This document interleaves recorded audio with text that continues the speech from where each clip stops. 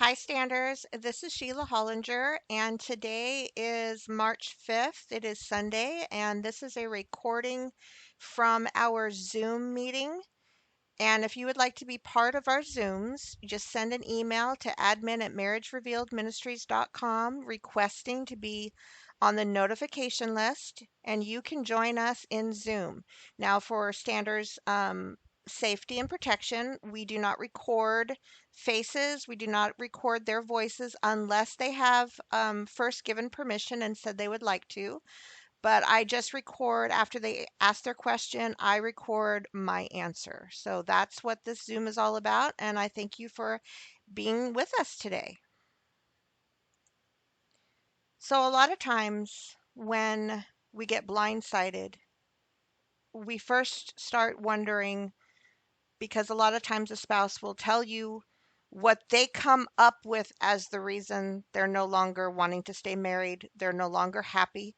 They're grasping at straws. They have not yet understood what's going on inside. So they do the best they can, or they just avoid it all completely and they really don't give you a reason. A lot of times they just can't give you a reason. So they just tell you, I don't have the feelings anymore. I'm no longer in love. I love you, I'm not in love with you. Or I haven't been happy. I haven't been happy in a very long time. Okay, remember I am recording, so if you're okay with being on the recording, it's perfectly fine. You can unmute. But I just want to remind you I am recording for YouTube, which is public. So, okay, so what happens is they just come to a place where all of a sudden they're just very lost and they're grasping at everything they can think of. And a lot of times they do get outside help. They get influence from a friend, a coworker, family. And unfortunately, sometimes that influence comes by way of another person, an affair, love interest, whatever you want to call them. But but the truth is far from what we think. It's far from the blame. Now, yes, does that mean sometimes we do make mistakes and we do make our marriages difficult? We might not be a very um, person that shows our feelings, or we don't maybe love our wives like we should, or we disrespect our husbands. Does that make our marriage less than ideal? Absolutely. Is it grounds for them to fall out of love with us and then divorce us and go find something better? No, absolutely not. These are troubles in our marriage that we all face, but we are supposed to do what we're supposed to do, and that is go to God and get his help to fix what's broken, not go find someone else to create a better life outside the marriage and mess up everything. No, we're not called to do that. We're not supposed to do that, right? So, what's going on with a spouse who all of a sudden finds themselves in a place where their heart goes hard? We have to understand that how we are blueprinted, how we are created, how God has put, and I call them safety nets, safety measures within us as humans, because He designed us to come back to Him. He designed us that nothing is going to replace Him even as hard as we try. And we are three in one. We are soul, we are spirit, and we are flesh. And when that spirit does not unite, it says in the word, it says that we can become one flesh, even with a prostitute. But we are only one in spirit with him. And this is so important to understand. You cannot become one in spirit with your husband, with your wife, with another person. That place is reserved for God. It is where we communicate with Him, is where we have that intimate relationship with Him. When you are hearing from Him, you're hearing through your spirit. Okay?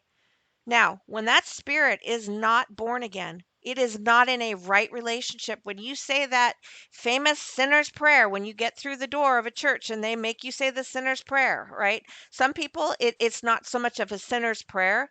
It's just called that when was the day you gave your heart, when you surrendered, when you opened your heart and said, you know what? I want to give my life to Jesus, right?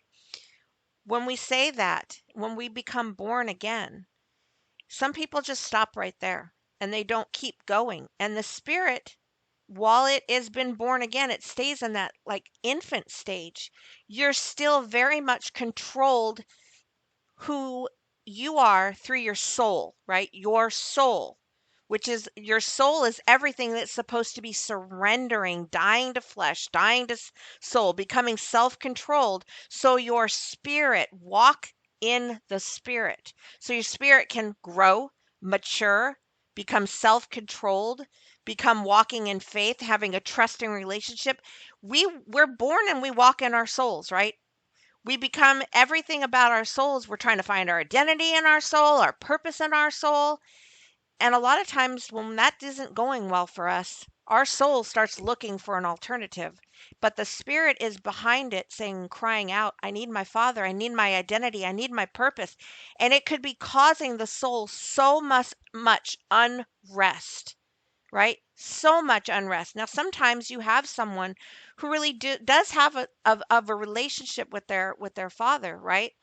But they don't have a deep relationship on all levels. That's why God says you are to love him with all of your heart, mind, soul, your being, all. It doesn't say in part.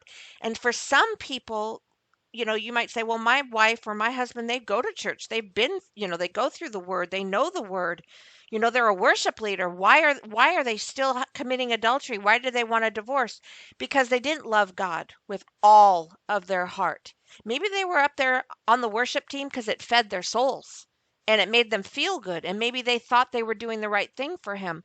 But was their identity and their purpose in him? Did they get to know him on that intimate level where Jesus says, depart from me, I never knew you. That word knew is the same knew as it said when Joseph said he never knew Mary. He didn't know her on an intimate level. There's intimacy that Jesus is talking about in a way that says, I know them and they know me. Okay, and we're not going to get too deep into that because it's kind of it's still something that we need to understand what it means, and I'm not fully there yet, right? I'll admit that right away. I don't fully understand that whole meaning of that word, but I know it's more than just saying the sinner's prayer and going to church. And when you have a spouse who wakes up one day and they're like, this life that I'm not fulfilled. I'm not happy. I'm not getting it, and I'm going to go find someone else. I'm going to go find a different job. I'm going to go find a different career. I'm going to go find a different family. There's something going on where they are not fulfilled in their spirit. Now, they don't get that. They don't understand it. They don't see it, right? And they're going to blame you because they honestly think this is all on you or the marriage or their life. Now, some spouses don't blame when they depart. They don't blame you at all. They tell you this isn't you, it's me. And that still doesn't help and it still doesn't make sense because that's not the life you were living. You thought you were fine. Come to find out, as you grow closer to God and God is helping you through the storm, through this marriage crisis, you start to realize that you are probably in the same boat as your spouse and you didn't have that intimate relationship with the Lord either. So the storm wakes us both up. But a lot of times you don't see it coming. Your spouse doesn't see it coming. They don't mean to just wake up one day and feel dissatisfied and soul sick and their spirits are crying out, but it's what happens, and God instills this in us because his priority is to get us home. I've said this before. We are here for a blink, half of a blink, right? And the rest of the time we are meant to be in eternity with the Father. God has blueprinted us with those safety measures in place. He doesn't want our marriages to fall apart. He wants us to learn how to come to him, right? Prior to our marriages falling apart. But it's one of the things, whatever is important to us is what usually it gets taken away to wake us up. Okay? So I know this was a lot, but in the case where a wife just all of a sudden says, I'm not happy anymore, I don't love you anymore, a husband says the same thing, it has nothing to do with you like you think it does, right? You're just the scapegoat at the time because they're just seeking something that's going to give them identity and purpose, and they haven't found it yet. And they're meant to be seeking God, but they don't know how to get there. And a lot of times that's what happens in the storm. it gets us to a place where we can finally surrender to him and seek him where it wouldn't have happened before. So the question is, now what do we do? Right? So I can talk for myself and say, what did I do in my 7 years? It was an everyday learning what the real um, quest was, what the real journey was, what the bigger picture was. For me, it really was like a Groundhog Day. Um, every day I would get reminded by God at some point of my day, Sheila, this isn't about you. It's not about your marriage. It's about saving your spouse, saving you, teaching you that you guys didn't care to have a relationship with me. And I would at some point during the day be like, okay, that's right. This isn't about me. This detail that just came out of nowhere isn't stopping God. It didn't surprise God. And then the next day I'd have to start all over again. I would be like, oh, yeah, this is about just surrender, learning to trust God, learning how to be still in the nothing and doing nothing. Doing nothing drove me insane. I could not wake up with no plan. I had to go to God every single day and say, I need a plan. I need to have a checklist of what you're doing, how you're working, what is going on. I did not have peace in not knowing. I could not have a game plan, right? And part of what God was trying to do with me was teach me that it was okay to not have a game plan. It was not going to stop restoration. It was not going to stop intimacy with Him. It was not going to stop all these things if I just spent the day just being at peace for the day. I was in this mode of striving, striving, striving, and God was trying to get me out of that because striving is not where He wants us. He wants us to learn to live in a place of being open and willing. If he calls us into intercessory prayer that day, on your face all day praying for them, that's great. But if you go to that place because you think I have to do this or my marriage isn't going to be restored, that's putting all the power in you and if you're praying or not, right? And that's not what God wants from us. God wants us to wake up and say, Lord, this is the day you created. I'm here to do what you want me to do, and I'm here to work on me and where I'm struggling.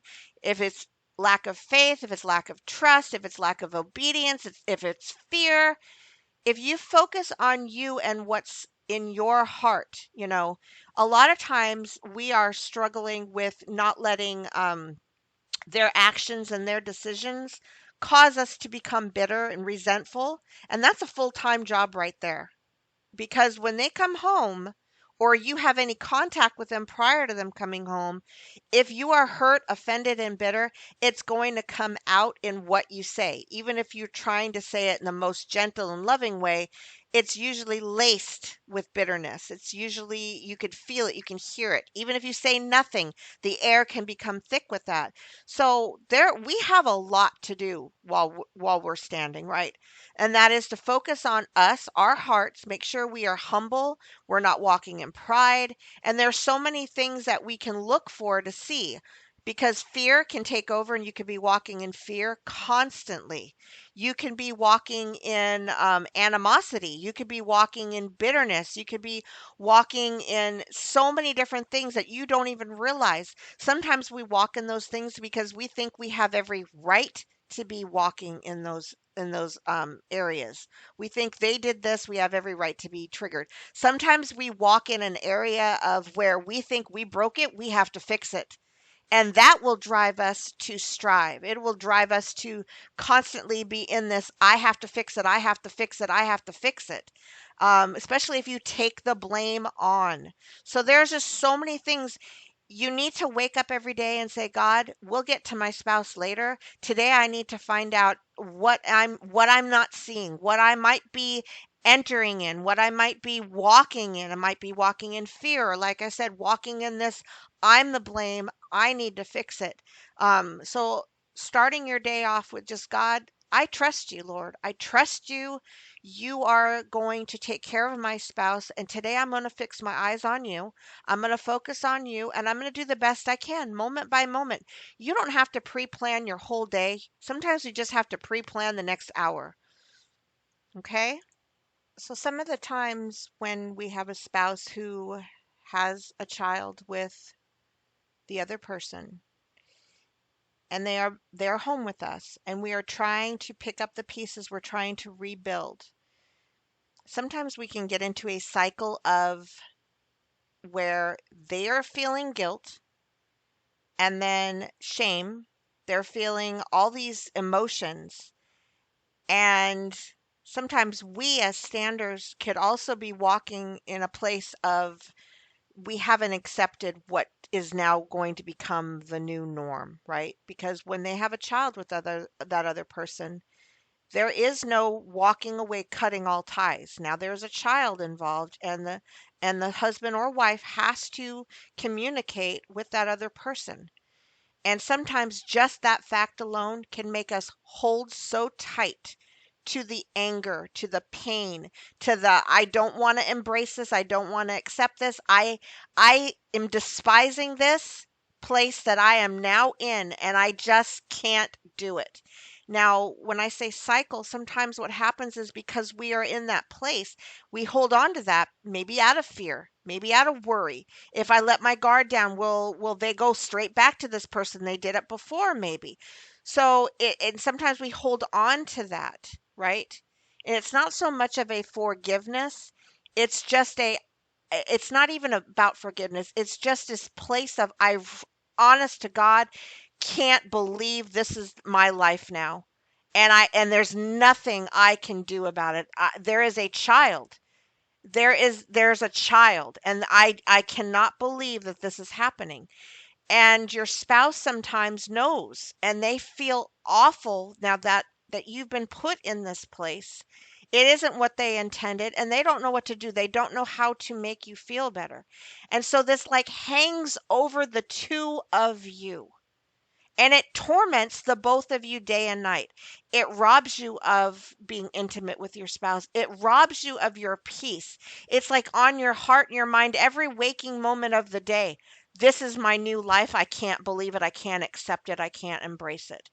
And sometimes that honestly is all it is because what does embracing it and accepting it mean? Does it mean I'm okay with it?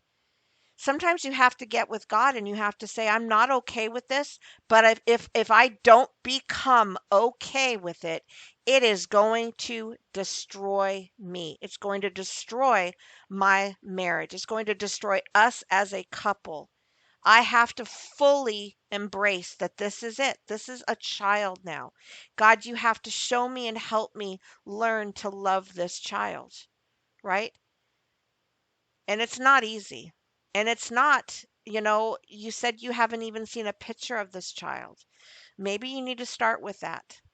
Maybe you need to stop putting this child as faceless and actually get to look at him, because sometimes what happens is that guilt that our spouses are feeling, they feel guilt not just over what they've done to you, but now they feel the enemy could be so burdening your husband with guilt that he's willing to, throw every bit of your money away, not throw it away, but just not being able to say no out of guilt. Guilt is such a strong emotion that people will literally compromise their faith. They will literally go against what they know is right, go against their marriage, go against God, because guilt is such a strong emotion, and they're doing whatever possible to ease the guilt.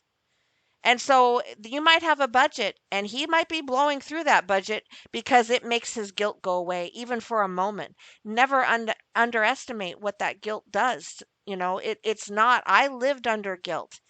And when it became so great, I did things that I knew I was going to regret, but I thought if it's going to help me with the guilt for even a moment and make me feel better. So sometimes that's all it is just the guilt driving him to go against, and and that's fueling you in a way that you can't have peace and ease with your situation. So like I said, it was this cycle. Guilt is fueling you, his guilt, what he's doing, and it's fueling you to be more resentful and unable to embrace the situation. So something's got to change to stop this cycle that's going around. So sometimes when spouses say they want to do something or they're going to do something and they don't do it, um, I know it's really hard, but we have to respect the place that they're in. And I've learned with like with my husband, he will mention that he wants to do something, and if I hold him accountable to what he just said and don't give him the grace and the space to do it when he's good and ready in his timeline and not mine. And if we come to a place where we say, this is what we're going to do, and do you want to do it? Are you sure you want to do it? And he says yes, and then doesn't do it. Again, I have to stop. I have to step back and say, you know what? Apparently, he didn't want to do it, but he might have been saying he did just to make me feel better. Or maybe in the moment, he was agreeing to it and thinking, yeah, we need to do this. This is exactly what should be done. But then come later, to find out maybe his heart changed and he really didn't have the desire to do it. I'm the same way. I might commit to something in the moment. I'm like, yep, we're going to do this. And then later on, I start to think about it. And I'm like, oh, I'm not ready for this, and this really isn't. What did I get myself into?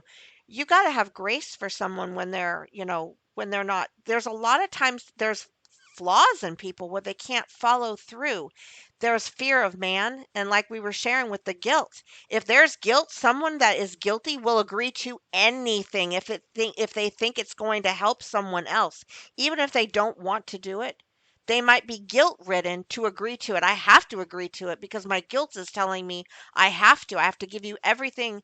And then what happens is when they don't do it and they're putting on the brakes and they're not following through, that's the real answer. They may have told you yes, or they may have said what they thought was what you wanted to hear, but when a heart is not ready for it and not following through, that's the scripture that says out of the abundance of the heart the mouth will speak. Well, guess what? Out of the abundance of the heart, what's really in the heart, your behavior will set the stage.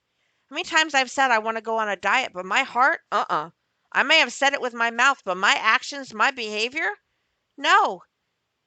We say things, but it's our behavior that is the truth, right? The behavior is the truth.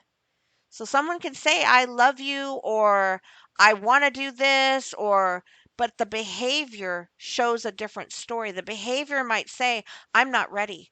I don't know how to love. I'm saying I love, but I don't know how to love. I don't even know what love is, or I don't have enough love being poured into me by the Father to even give that out to you. Sometimes there's offenses, there's hurts, right? There's so many things that come through and taint what love is supposed to look like. You might love somebody, but you've got so much bitterness in your heart that when you open your mouth, it's bitterness coming out. It's offenses that's coming out. It's spoiling the love, right? So he might be expressing things in a way because guilt is making him express it, but the heart is not there yet because guilt is leading him. So there's that, there's that as well. So when I would hear my spouse talk, I had a filter of fear that literally filtered everything that he would say to me, and it would be filtered through fear, and my fear would make me hear things that really weren't there, make something important out of his words that really wasn't supposed to be the highlight of what he was trying to say. And then my fear would lead the conversation, and my husband would look at me and be like, that's not what I was trying to say. Where did that come from? And I started to realize my fear was leading the show. So there's other things that could be leading you when you have a conversation with your spouse. Not even a conversation. Let's say you have a friend that calls you up and says, look, I just saw this and this is what your husband or your wife is doing. Whatever you are led by is going to paint the picture for you, right? It could be fear, it could be bitterness, it could be resentments, it could be anger. It controls you. That is why every day our job is to go before the Father, and our prayer should be, create in me a clean heart. Think about that. Think about, okay, I go to my sink, right? And I've got dishes in my sink, and I turn on the hot water and I start washing the dishes. If I go to the pump of soap and I pour out oil into my hand and start washing the dishes with oil, I have just now washed and dirtied my dishes even worse with dirtiness, right? So when you go to the Father and you are hand pumping something that's not pure, right, into your hand and praying from a place of fear, praying from a place of bitterness, praying from a place of anything, you're corrupting what you're doing. You're making it worse. So you want to go to the Father and say, God, I need to see with with glasses that aren't filtered by fear. I need to feel with a heart that's not angry and full of resentments. You need to go to the Lord every day and say, God, let's work on me first. Otherwise, I can't hear you correctly. I can't see what's going on correctly. I'm corrupted by things that the enemy is totally enjoying doing to me. So it's so important to start putting you as a priority. If you want to say, God, they did this and it caused this in me, that's fine. You can point things out. Lord, look what he did, she did, and it created this in me. That's okay. You don't have to go to God and say, I'm not allowed to bring those things up. Yes, you can. But you can't stay focused where your whole prayers are, God, change them, change them, change them. You've got to put something where you're recognizing that created a pain in you, a hurt in you, an offense in you. Maybe that offense didn't get healed and now it's leading into bitterness. We can become so deceived in our pain, in our fears. Okay? If you're blaming yourself, that could be the filter right there.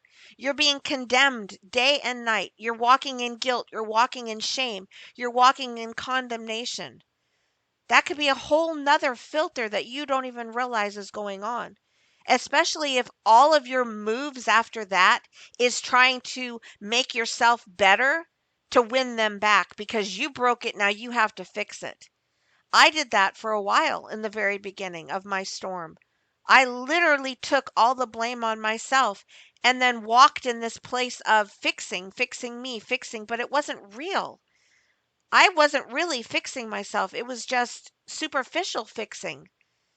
I still at that point didn't even realize what I was doing wrong. I didn't understand what disrespect was. I didn't understand what control was. I just knew I was accused of that. And now I had to put on an opposite show. I had to show him that I wasn't controlling anymore.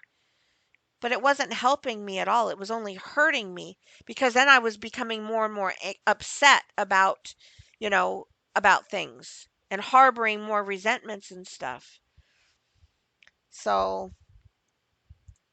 so what you're sharing about becoming tempted to maybe date or just even have a friend that's the opposite sex and whatnot, that actually is a very real thing that happens. I come across that quite a bit in my mentoring, one-on-one mentoring. And here's what I say to anyone who is entertaining or will become tempted in that area. You are, and I think of this quite a bit. This is how I look at it. When my children come to me and they say, Mom, I want this game for Christmas. And they come to me one time and they ask, okay? And that's it. I don't hear from them again. Um, in my mind, I'm thinking, well, they must not really want it because they're not asking me. They're not begging me. It's not that important, right? And I believe that the Father also is watching our hearts to see how badly do they really want this? What message are you bringing if you're standing for your marriage, but you're also out there dating? Okay? You're muddying up your request, right? You're interfering with what you're asking for. God is like, if he really was serious, if they're really serious about wanting their marriage restored, why are they messing around with potentially interfering, even if they don't believe they're interfering? And the other thing is, what are you going to do if that other person absolutely falls in love with you? Are you willing to risk breaking their heart when your spouse comes back? And are you being honest with that other person? Are you telling them flat out, I'm standing for my marriage. If my wife or my husband comes back, we're done. Are you being 100% honest with them? And why play with something that you have, you know, in my opinion, okay, dating should be a way of getting to know a potential spouse. It's not meant to be there just to date, just to like if you're going to go to the grocery store, you're just going to go around and look out, see what's available, but you have no intent to buy? Or are you going to the grocery store because you're shopping and you have an empty fridge at home and you're trying to fill up a place? Who goes to the grocery store with no intent to buy? I mean, I'm sure there are people out there, but my point is, I don't see dating as just a way to pass the time, and I'm lonely, I'm just trying to get my loneliness filled. No, don't we date to find our match? Don't we date to find our spouse, right?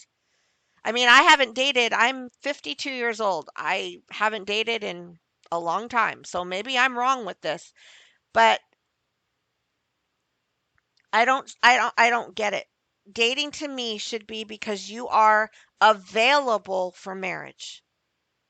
Now, sometimes I think that people who can't be alone, or they need something from the opposite sex to make them feel completely whole as a person. Like, I know that there are people out there, and it gets them in trouble. There are people out there that if they do not have women flirting with them, adoring them, respecting them, wooing over them, they don't feel 100% whole. They don't feel like they have a purpose. They don't feel something. Same with women. If they don't have men complimenting them, wooing over them, falling head over heels for them, whatever, right? It's touching a need in them that is broken and empty and that they need to surrender to God. That's why some people have to have selfies up.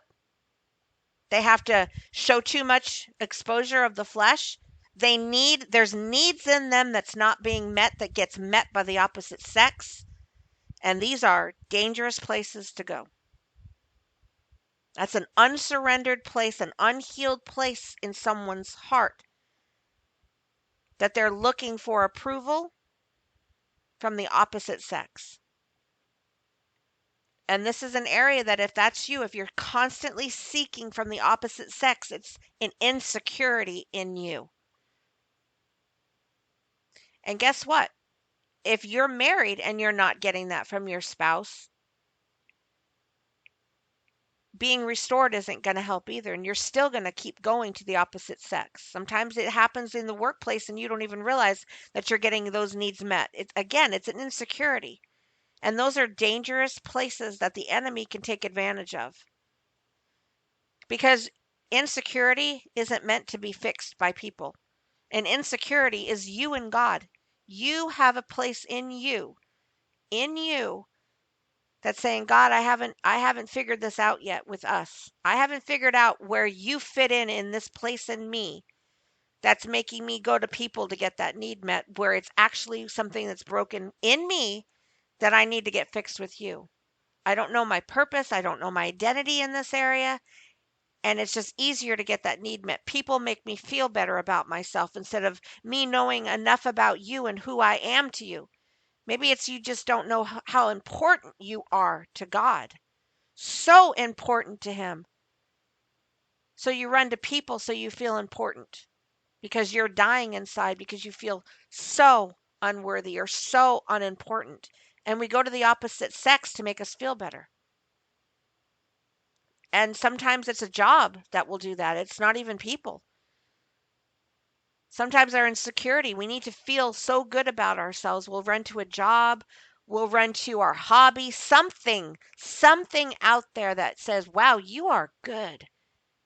And it makes us feel proud, it makes us feel good about ourselves, especially when there's so many other places we might be failing at. I know I get in danger of that because I feel, very short. I feel like I fall short so many places in my life that if I wasn't careful, the compliments, the comments from standers, the likes, whatever, could have really made me do this ministry for all the wrong reasons, for the likes, for the approval, right? So I have to be very careful to never get fed from that.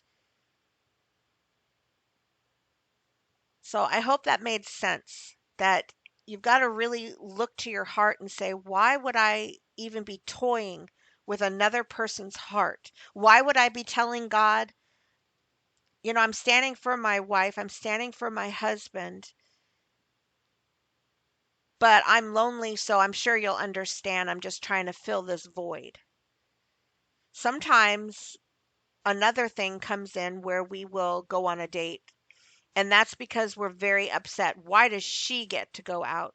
Why does he get to go out and get attention from the opposite sex? Why do they get to do it and I don't? I have to sit here and be miserable, be lonely. I have to sit here on Valentine's Day with no love, with no attention. Why do they get the attention and I don't? Sometimes it's that kind of a voice. And those are things that if you really sit down and dig through them with God, because deep inside you know it's not right, right? So you know it's not right, but you're willing to compromise. You're willing to talk it out to convince yourself that God understands. He's okay with it. Or he might not be okay with it, but he'll understand. So there's sometimes we go down that rabbit hole and we need to really be honest with ourselves. And if we're not willing to be honest with ourselves, it's because that insecurity or that need is so deep within us, we're willing to compromise and do it anyway. So why do they go to church? It's really tough to see them living in sin. But again, that deception that comes over a person when they are living in darkness, when they're living in torment, who knows what they do, why they do it, but they are sometimes just so willing to try whatever they think is the right thing. Sometimes it's, they'll take that guilt and they'll just, you know, with my spouse, there was times where out of his guilt, he was only trying to make himself feel better. He wasn't trying to stop what he was doing, right? He had no intention of stopping the affair. He had no intention of stopping the party lifestyle at all. But when he came home after being gone 2 or 3 days, the guilt over what he put me through, even if I didn't say a word, he knew what he had done. So he would walk in the door so racked with guilt. And his answer to making the guilt go away was, let's, shower her with love. Let's wash her car. Let's take her on a date. Let's do all these things. And then it would make him feel better. His guilt would be eased because he just ticked all the boxes and checked off all these things that would smooth things over. He couldn't handle me being upset. He couldn't handle me being angry with him. So sometimes spouses will go to church because they're trying to check off all the boxes. God understands why I'm doing this. He understands how bad it is at home. He understands how disrespected I am. He understands how mean my husband is. He understands that. So I'm going to make sure my relationship with God is solid. He'll understand. I'll go to church. I'll serve on the worship team. I'll do all these things, so I'm showing God that we're good, God. This isn't interfering with us. I have a problem with my relationship, and they may even believe the lie that God is the one that sent them this other person. So there are so many reasons why they do these things. It's all deception. Our job as Sanders is not to fall for their lie. It's their lie, their deception, their darkness, right? We don't have to fall for it. We don't have to argue with them, right? We do have to say, God, they're walking on the wrong path, and I trust you are going to be the one that brings that truth to them, reveals the truth to them. I can see that they're walking in guilt. They're walking in shame. They're going to you to try to ease that guilt, but it's not going to work. And I thank you for that. I thank you for the blueprint that you have made in them, that if they are not in your will, no amount of going to church or being on the worship team or reading the word is going to cover up that deception. No amount of that. It's only going to make that even worse for them, because they're going to be like, why am I going to church? Why am I in the word? Why am I doing this and that? And I still feel like poop. Why? And that still small voice is going to say, because you're not in God's will. You know what you're doing is wrong. So let them keep going to church. Let them keep reading the word. God has created us with their law of reaping and sowing. If you sow sin, you reap the consequences. If you keep sowing into your free will, you're not free from consequences. You get to make those choices. You do not get to walk away with the peace. You don't get to bargain with God and say, if I do all this, then I get to become scot-free from the law of reaping and sowing. No, it's not how it works. It's not how it works. You've got to be in God's will. That's the only way. When you are obedient to him, do you get to have all the fruit of that obedience. You can't compromise with God. He is not changing his mind at all. So we're the ones that are going to break down and wear down and finally cave and give in, not him. Praise God for that. Praise God that he doesn't cave, he doesn't give in, that we can't manipulate and control him and wear him down. Praise God for that. Okay, so in praying for them, as I shared before, you want to make sure that when you first come to the Lord in your prayer time, and this is how I did it, I would I would start off with my anger, my tears, my pain, and I would just cry it out, right? I had to get me out of the way. Um, some days that's all I did. That was it. I had no more after that. I may have set out my prayer time to pray for my spouse, but all I got was me crying on my face. That's okay, right? Because there's healing in that, especially when you know that the Lord is there. Sometimes I had to deal with in my prayers, in my crying sessions, this feeling, and it took me a while to realize what was going on. Like I would start to cry and feel ashamed of my tears. And I would like stop and I'd be like, okay, God doesn't want to hear my tears. That this. And then after a long time of this, all of a sudden it dawned on me, Sheila, should you feel ashamed of your tears? And then I started to realize that there was a message there God was trying to talk to me. Like I felt like I was lacking faith, or I was weak, or I was I was embarrassing God. Who knows? I can't exactly remember, but when I kept feeling like I had no right to cry, like God didn't want to hear my tears, there was something in me that needed to be fixed. It was an unbelief or a belief in something that was false. So that was an issue that came out in my prayer time when I realized that what I was feeling was wrong. So I always started out with myself first. And then God patiently waited for me, and we worked through issues that I was having. Sometimes it was just about me forgiving them. Sometimes it was about fears that would rise up. But when I got through that, then I was ready. I was ready to say, okay, Lord, I'm ready now to pray for my spouse. And I would always have to ask, not always, but this is the place that I came to in my life. And I'm even there today. I'm even in this place today. Lord, I could try to make up a bunch of different things I think you want me to pray, but I'm going to ask you, what does my spouse need? What prayers does my spouse need? And then I wait. And I just worship him and I wait. And I let God start speaking to my heart. Sometimes I don't hear anything. Sometimes I do. I just get a tug, a small nudge to pray for his insecurity, to pray for his fears, pray for his worries, pray for his unworthiness that he's struggling, or pray for his guilt. But it's always about, Lord, you know my husband's heart inside and out. You know what he needs prayers for today. Lord, what are you praying for him today? I will pray with you. Share that with me. And so this leaves you open to being open to praying along with the Lord, where you're praying along with him, not with you leading. Because if I gave you a list of things to pray right now, that doesn't mean that that list is what your spouse needs.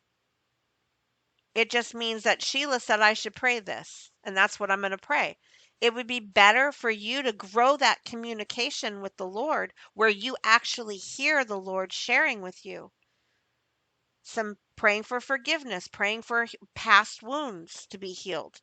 So that's where you should develop your relationship with God, where you're going to him every day saying, Lord, what is on your heart today? What can I pray? And the Lord might say, we're dealing with you today. We're not even going to talk about your spouse. We're just going to deal with you. And that's fine. But it's always about developing, right? His sheep know his voice. If we don't know his voice, if we don't hear his voice, that should be your number one priority. Marriage shouldn't even come near that. If you are struggling and you do not hear the voice of your father, that should be what your focus is on. That's a big deal. It's a big deal because there's something yet undeveloped, right? Or there's interference.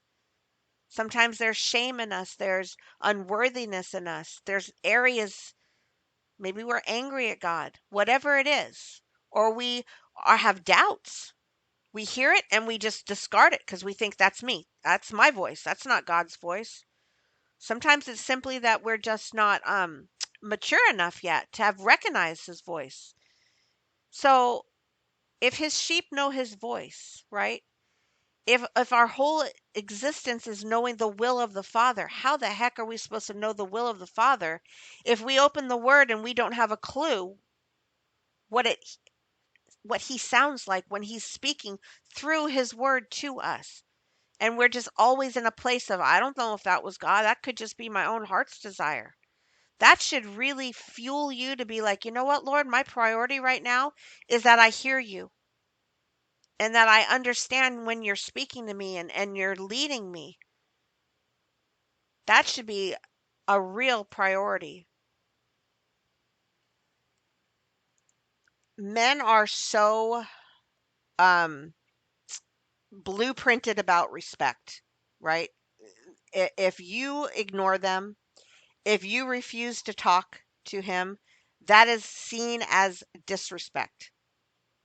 Whether you want to talk about it or not, or even just listen to them, if you are not answering that phone, it's disrespect. Now, I'm not saying if they're calling you up, screaming at you, cussing you out, calling you every name in the book, no, you do not have to subject yourself to that. You can say, as soon as you calm down, I'll talk with you. But if you are, blatantly not taking calls, if you are avoiding everything because you just don't want to hear what they're talking about, or that this is important to them, okay? This is something they are working on. So sometimes we have to take the call. Sometimes we have to listen to what they're requesting from us. And that opens the door to communication. So I understand that it can be so, so painful because you don't want to hear what they have to say and you don't have to respond, like you don't have to defend yourself, because sometimes that's futile. Putting up a debate is futile. It can only make it worse. But if this really is an area that every time you don't answer them or every time you don't respond, the enemy now gets to use that as ammunition against you and says, this right here, her ignoring you, this disrespect, this is why I will never be married to her again. So you're actually fueling the reason for divorce instead of showing them that this is the most painful thing I am ever going through. I absolutely do not want to talk divorce. I do not want to go there with you, but because I respect you, I will listen. Sometimes that's all a husband needs from us, is to know that what is important to them is important to us, even if we hate it, even if we despise it, even if we don't care about it. I just had this talk with my husband the other day when something of mine got thrown out. And I was very upset, and we were talking about it. And I said to him, I just thought because it was important to me, that's all you needed. That's all you needed to know, was just because it was important to me, it shouldn't have been thrown out. And I said, I don't love your motorcycle. I don't love your tools. I don't love half the stuff that's in your area in the garage. But because you love it, because it's important to you, I work hard to keep the kids out of that space. I won't let them in the garage near your stuff because it's important to you. I could care less about half the stuff that's out there, right? So it's because we love the person that we respect when something is bothering them to listen to them. It's because when we love the person, what happens is fear interrupts that and says, oh no, I can't listen to that. I can't. I'm so terrified. I don't even want to let him share with me what's going on because I can't bear to listen. I can't. Right? Or pride says, well, if I let them talk, they're just going to lie and manipulate. And I'm not going to let them, So sometimes pride will interfere. Fear will interfere. Sometimes a belief that if you entertain their talk about divorce, that now you're in sin. There's that too. So sometimes we just have to listen to them. Even if we don't know what to say. And it's okay to tell them that. I honestly just I don't know. I don't know how to respond to this, but I'm just here to listen to what you have to say. The word says that he will leave the 99 and go find that lost sheep. Does it tell you what he says to us before he leaves? No. Does it say that he's going to give you a timeline of how long it's going to take to find that lost sheep? No. Does he tell us how he's going to find the lost sheep? The conversation he's going to have to convince that lost sheep to come back with him? No. Does it say where he's going to find the lost sheep? No. It says that he's out there. He's going to go find them. That's his answer should be enough for us. But we don't let it be enough, right? Because we're humans and we want details. We want to know how, when, what, if this happens, this happens. What if they say no? What if this? What if this? We are in fear. And that's why we need to know to cover every area of our fears. Our fears are what demands answers. Wait, God, you're going to go find them? That's great. How long is it going to take? Where are you going? What are you going to do when you get there? What are you going to say to them? What happens if they say no? That's our fears demanding those answers because we don't yet have confidence in him. We don't have that assurance in who he is, in his ability, right? We need to be focused on, you know what, God, you said you're doing it. Your word says that you are out there hunting down my lost spouse. I'm just going to be okay with that. And if I'm not, then I'm going to work on me and why I'm not okay with that. That's got to be enough. So again, it's falling back on us. I should be completely okay with knowing that you love my spouse so much and that you don't want them out there lost and alone. without you. You don't want them wandering. You don't want them getting more in trouble. There's wolves out there, right? There's dangers out there. You want them back with the flock, with the 99. You want us whole, all of us together under your care. And for some reason, that's not good enough for me. I need to know all these other things that I need to know. That's a trust issue. Gee, I wonder why I don't trust you, God. Maybe it's because, and then start digging. Start digging and finding out, why don't I trust you? Is it because I haven't had enough time yet to actually get to know you?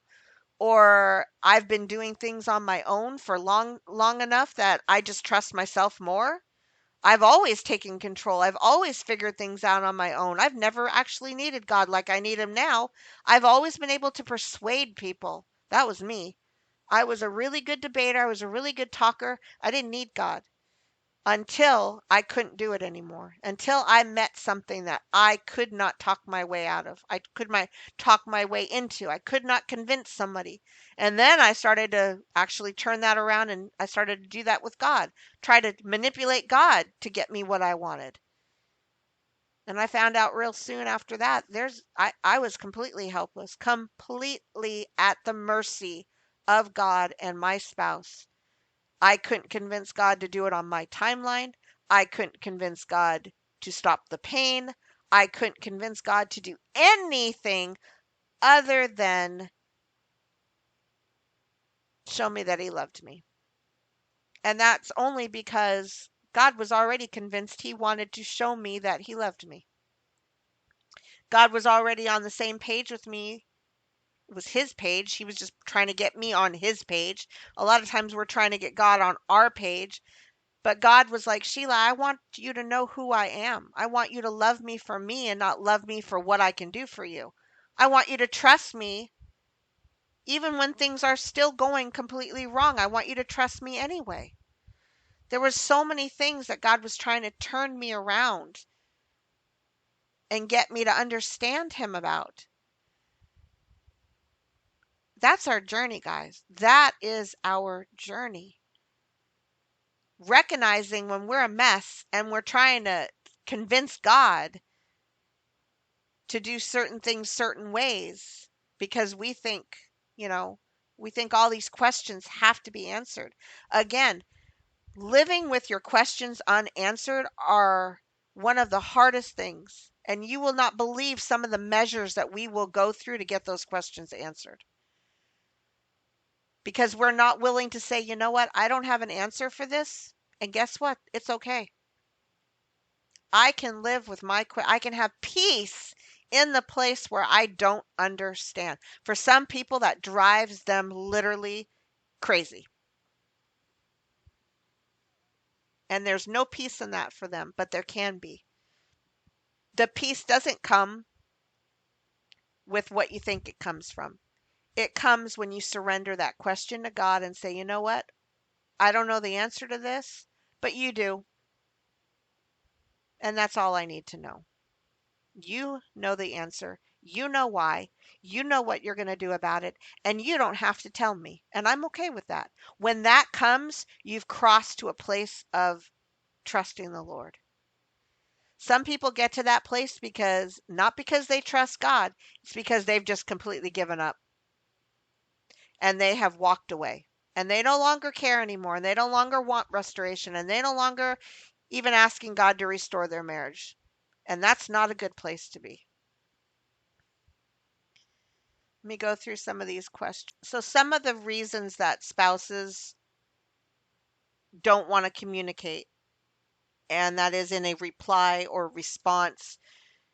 And there's so many different reasons, but usually it's because the most minimal amount of contact. And if you understand that the enemy is usually so involved in their way of thinking, right?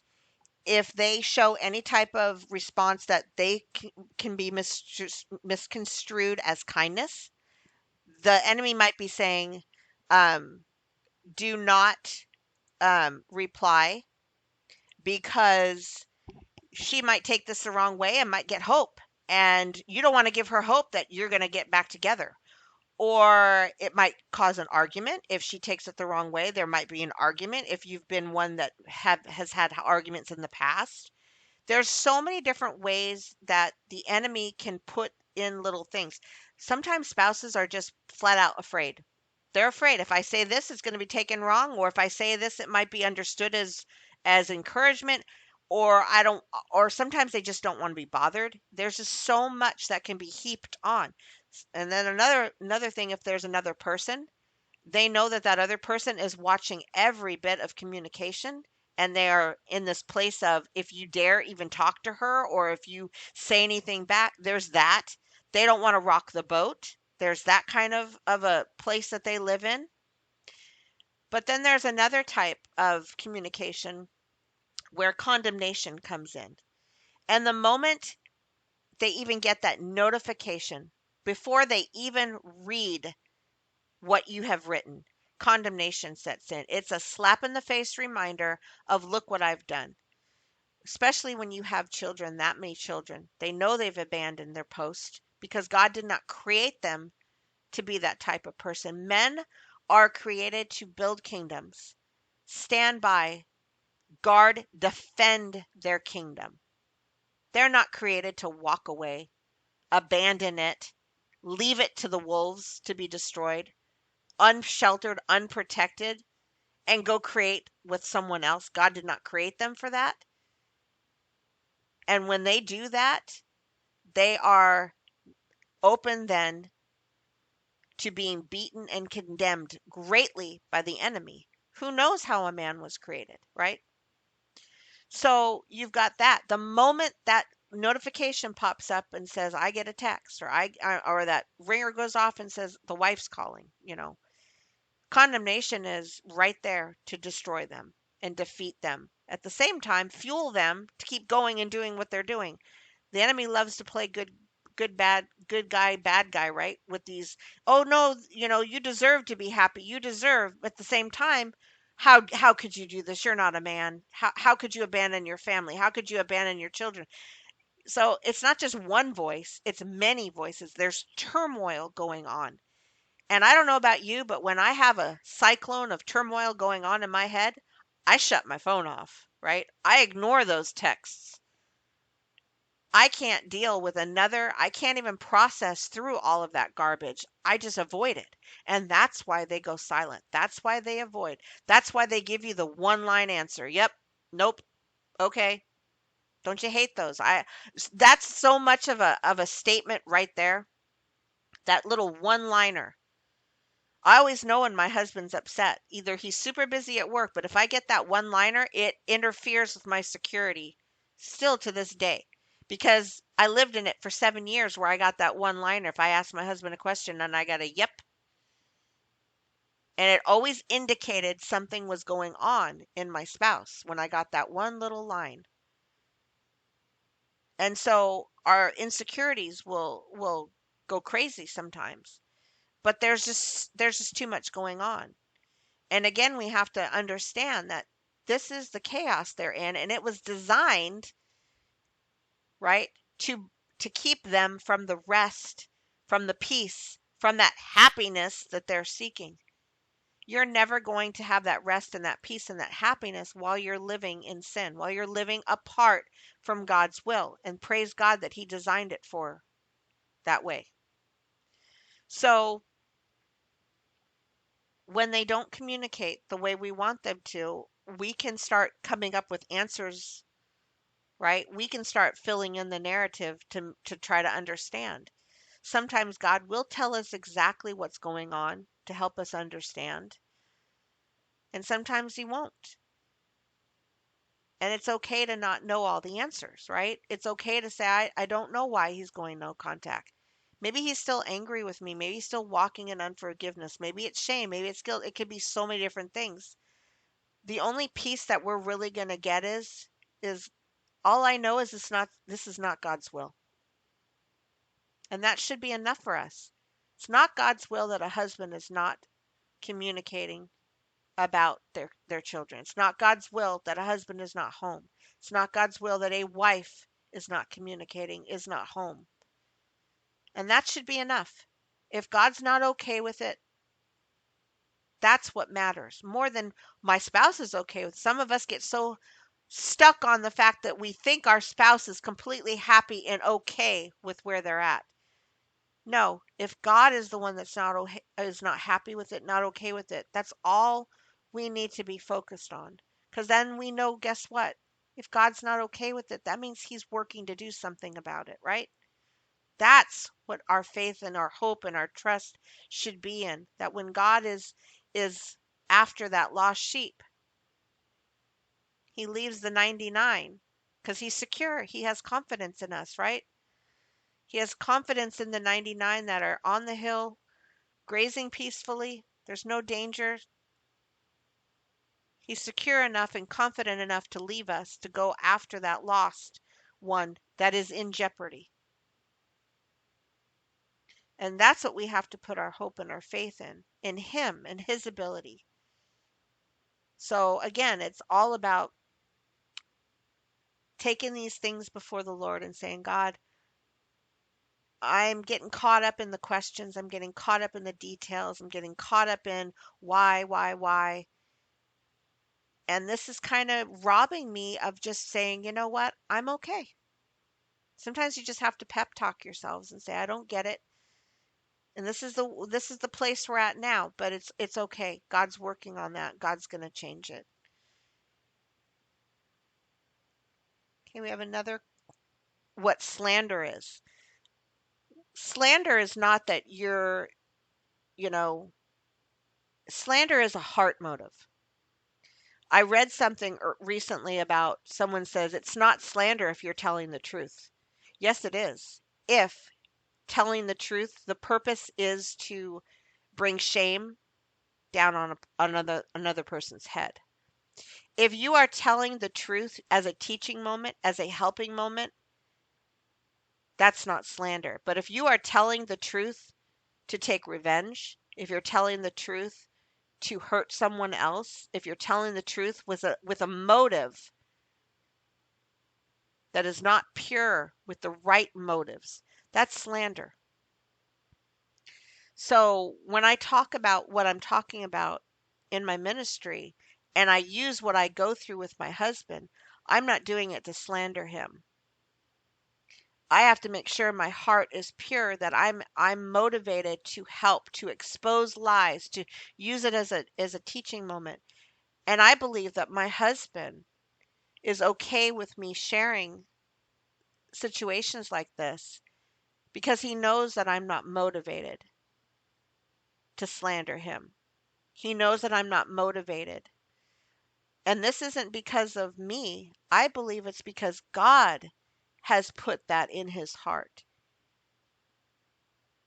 I believe that it's God that has secured my husband and made my husband see that this is a ministry from him. So it's really important that, we understand what slander is. It's important that we understand what spouse exposing is. I have these discussions with my moderators when we talk, when sometimes there's posts that are, 100 words long and it's all about what the spouse is doing. And I'll say, oh, now that's a spouse exposing post. And they'll say, but what about this one? And I'll be like, nope, that's not. There's a difference because of the motive of the heart, right? The motive is that they're hurt and they want to bring shame on their spouse. They want to hurt their spouse by talking about it. And I'm not discerning that through my eyes and what I'm reading. I'm discerning it through discernment of what my spirit is picking up as the motive behind it. So sometimes we have to discern things, right? Using our spiritual self, using the gifts that God's given us, right? Which is one of them is the spirit of discernment. So let's talk about what happiness. Recently, this is one of the topics that God's been downloading to me about happiness. We throw out happiness, and I think in the standing community, you always get the same response. Well, God didn't call us to be happy; He called us to be holy. We tend to shine or look down upon the word happiness. And lately, God has been showing me a little bit different. When we say happiness, what we're really expressing is peace. We're looking for a state of being secure, being at peace, being content. And we lump that, all three of those words, into saying happy, right? So when a person says that I'm not happy, because I've shared this before, when your husband or your wife comes to you and they say, I'm not happy and I haven't been in a long time and I just want to be happy, I'm what they're basically saying to you is my soul is not finding that peace. It's not finding that content. I'm I'm in an unrest. I have a void in my life. Now they're not going to be able to explain that all to you. They're just going to say I'm not happy or I haven't been happy. And it's the same thing for standers. Okay. How can you be happy? How can you have content? How can you have peace while standing? I'm going to tell you right now, I wasn't. I did not have the content. I did not have the peace. I did not have that feeling that all was right the whole time my storm. And some people have said that that is not right, that God should be enough. And I don't disagree that God is not enough. I just was never able to have full peace, content, security while I knew my spouse was in jeopardy. And I'm not the only one. There's a few other standers that I'm close to that have shared that they just, if they're supposed to have that complete peace, complete content, they're not there yet either. I was never there. Now, did that not mean that I did not have moments where I felt God's peace? I felt God's content. I was okay. I was in a secure place. I had many moments, right? Many, many moments. And they were lasting moments. But did I have 7 years of peace and content? No, I did not. I think some would even say if they knew that their child was in jeopardy, if their child was in a dark place, would they be able to walk in a total peace and content and happiness? So I don't know how to get to that place of total peace, but I do know that as we mature in our relationship and our understanding and our surrendering, a lot of times where we start is more aggravated by fear. More we're more fearful, we're more insecure, we're more we're just more corrupted in our way of thinking, narrow minded. We're all focused on, you know, bring my spouse back. It's marriage, marriage, marriage. But when we start to give God all of those little things that have been interfering with our peace, we get more peace, right? We get more security. We get more trust in Him. We start to let go of all those things that are interfering and making, I call it undue pain. We have a whole bunch of things that are going to bring pain. We have a whole bunch of things that cause pain that don't need to be there. Fear will cause a ton of more pain that doesn't need to be there. So there's things that make our stand easier. But are we going to always be 100% at peace knowing? Are we supposed to be 100% at peace knowing our spouse is in trouble? I don't think so, right?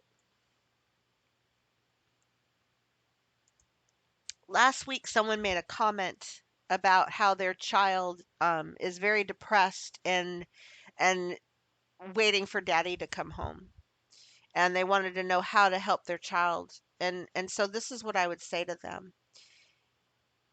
Yes, there is pain, and there is, sometimes that pain, that frustration can manifest as depression. I would work on teaching a child that your happiness, your content, your security is not on if mommy and daddy are home together. Start teaching your child the same way you're trying to teach yourself that your joy is not in because of your spouse. Your joy, your hope, your peace doesn't rest on what your spouse is or is not doing.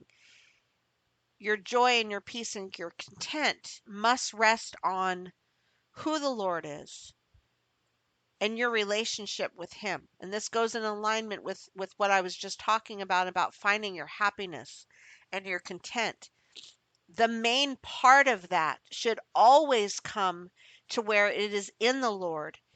And then we have moments where we're sad, right? Moments where we're crying and moments when we're hurt. But our whole existence, you shouldn't wake up and the first thing that's hitting you, in the beginning, yeah, it hits you hard. And you wake up and that's your life, and the crying, the pain, the agony is there. And I know for me, that's how it was for most of my stand until most of the end of it was waking up and having so much more content and so much more peace. And the same with your child. You're teaching them that, you know what? If daddy comes home tomorrow, that's great, but that's not what's going to bring you peace. That's not what's going to make everything all right again.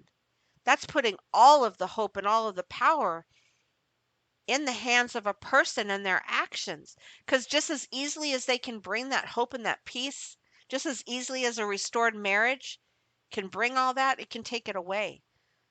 So all of that, our goal, our focus should always be on the Lord, and the Lord being our peace, and the Lord being our content, the Lord being our security.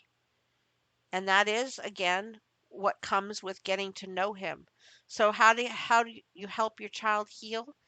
Is you work through it together. Say, I'm in the same place as you. Let them know that you are not perfect and you are not in that place where they have to do as you do. Let them know that you're working through this together. Share with them some of your struggles. Share with them saying, I know with daddy being gone, I keep thinking that if he would just come home, all of our problems would go away. I know that's not true though. We can be okay now before he ever comes home. We can wake up today and be okay. That's what God wants for us. Does he want daddy to be gone forever? Absolutely not. But he doesn't want us to wake up feeling like life is over, life is never going to work, or we're being, he doesn't want us to wake up feeling like this. So we can be okay now. So that's some of the things that you can talk with your kids and let them know, you know, that God is here for us to help us through this and let us know that he is enough for us in the now, but that doesn't mean he doesn't want us heal and whole as a family.